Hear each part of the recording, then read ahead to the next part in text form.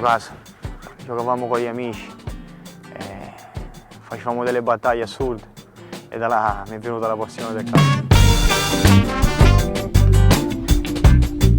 Sono uscito dalle giovanili del Catania, poi ho avuto il primo contratto a Gela e da là in poi ho continuato. Lo faccio fino a quando mi diverto, fino a quando mi danno la possibilità lo faccio. Nel momento in cui io vedo cose che non mi stanno bene, non mi diverto più, prendo la roba e vado via, non c'ho niente da...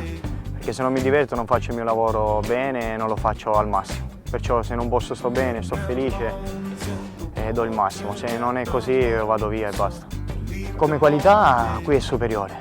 Quest'anno ho visto un bel girone, un girone forte con giocatori di qualità e tanti buoni giocatori. Giù il girone è tosto come ambiente, come clima, diciamo così, come gente allo stadio, come urla, come queste cose qua. Però anche giù è molto tosto. Ho fatto tutti i campi abbastanza duri e adesso quando entro allo stadio Euganeo mi sento felice perché si respira aria di calcio e questo mi fa piacere perché non ho mai mollato e me lo sono guadagnato. E adesso non voglio fermarmi assolutamente e voglio lavorare ancora di più per raggiungere altri obiettivi. Quando ero più piccolino mi si poteva dire niente.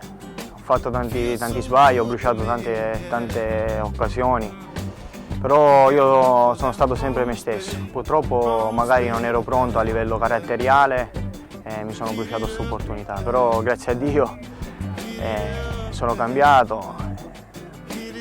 Adesso sono padre di 2 figli, perciò tutto scorre meglio e sto più tranquillo. Non lo so, questo non lo so, io vivo giorno per giorno, perché la mia storia dice questo. Ognuno secondo me ha la propria storia, ogni giocatore ha la propria storia.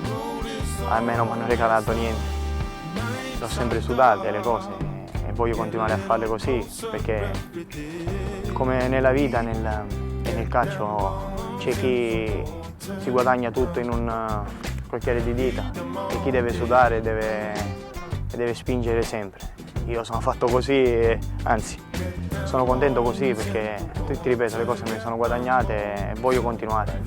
Ma Padova secondo me è bellissima.